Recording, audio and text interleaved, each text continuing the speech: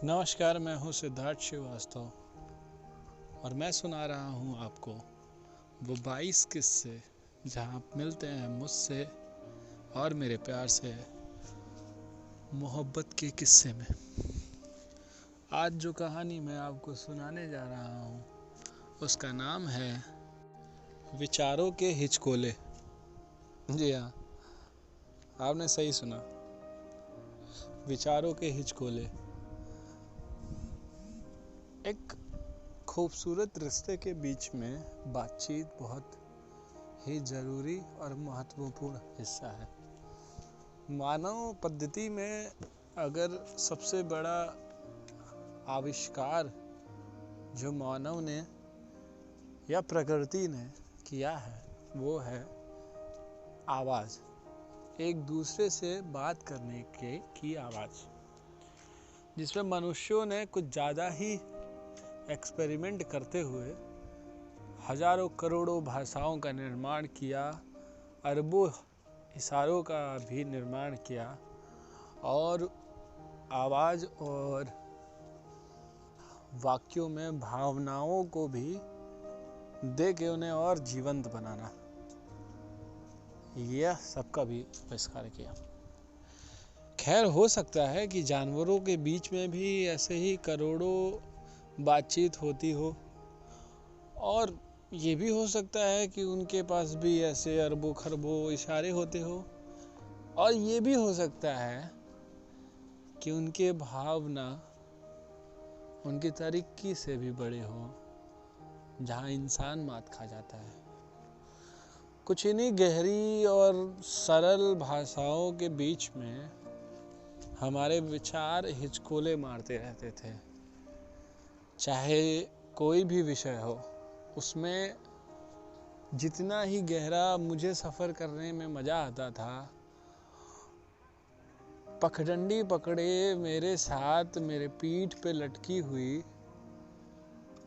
और मेरे कपड़े को खींचते हुए उस सफ़र पर गिरते हुए हिचकोले खाते हुए मेरे साथ मेरी प्रेमिका। जी हाँ, आप अगर कोशिश करें तो अपने बचपन के उस कार्टून को याद करें जहाँ एक मोड़ पे टॉम या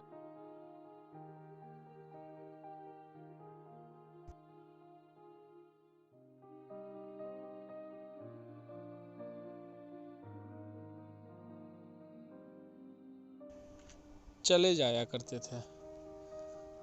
ठीक ऐसा ही होता है जब मेरी विचार की लड़ाइयाँ खुद से चालू होती हैं और उस बीच मेरा प्यार,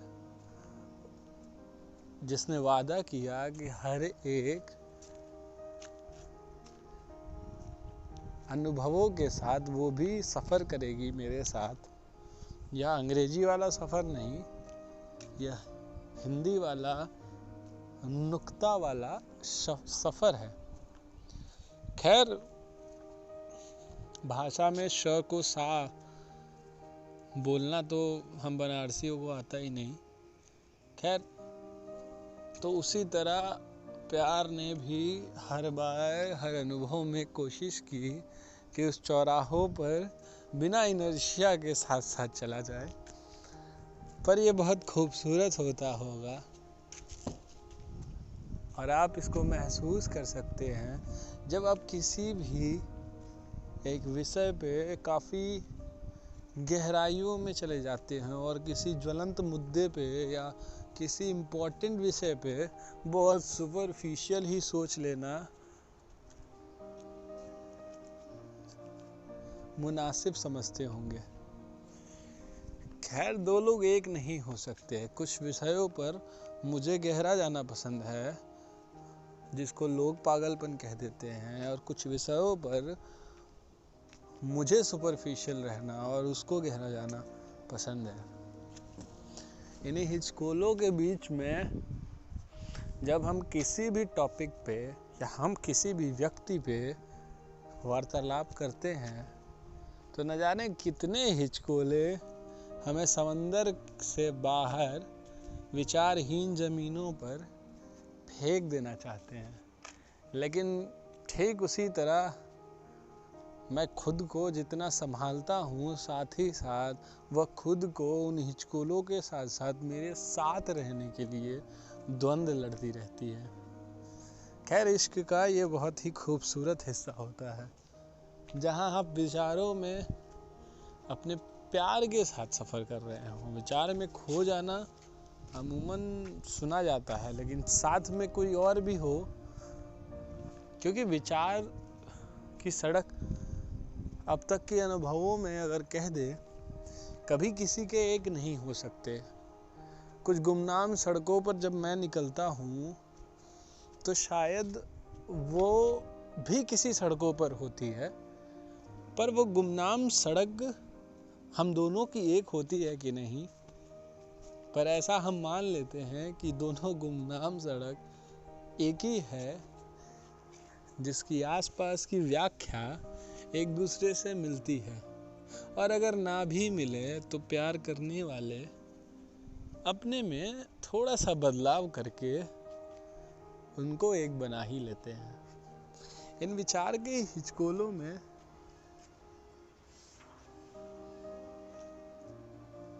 काफ़ी खूबसूरत होता है उन तारों में सफ़र करना, जहाँ असीम रास्ते हैं और असीम बल है, जहाँ किस तारे के पास कितनी ज़िंदगी है नहीं पता, लेकिन तब भी वो स्थिर अपनी जगह पे अपने होने का एहसास देता है। विचारों का उथल पुथल और विचारों के बीच में मतभेद एक बड़ा हिस्सा होता है, जिसके कारण आपके बीच में प्यार साथ ही साथ तकरार होता है।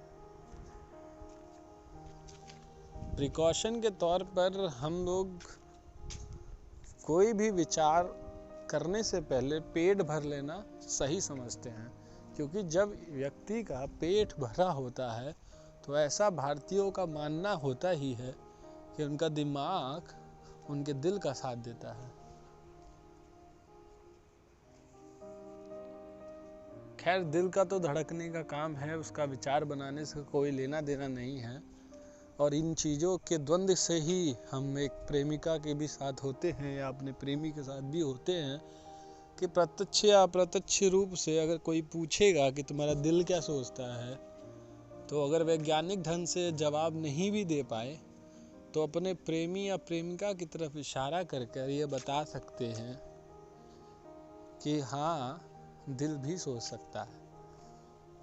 विचारों के इस बवंडर में एक व्यक्ति कितना सफ़र करता है और कितना ही दूर निकल जाता है, शायद कोई पता भी नहीं लगा सकता।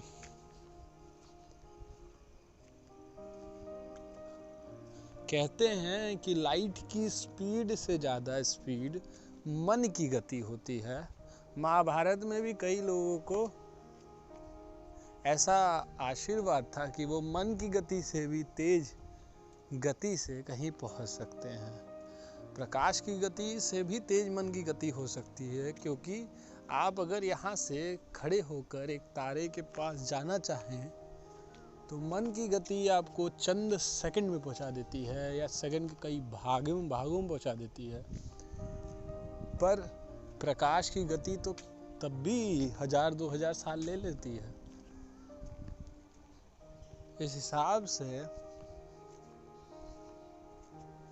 मन में होने वाले विचार इतनी गति में होने की वजह से भी आपके साथ कोई ऐसा हो जो उसमें अपने खुद के विचार शायद छोड़ के आपके साथ सफ़र करना चाहे, तो इससे खूबसूरत क्या हो सकता है। मन की बात या विचारों की बात करने पे आ जाएं तो है क्या, ये जो कहानी किस्सा हम आपको अभी सुना रहे हैं, ये भी एक अभी बनाई हुई एक मन की ही परिभाषा है। तो विचारों के हिचकोले खाते खाते, आपस में प्यार करते करते हम कई किस्से बना चुके हैं। और साथ हो या ना हो, शायद विचारों के हिचकोले साथ होने का प्रयास जरूर करने देते हैं। बस इतनी सी थी ये कहानी।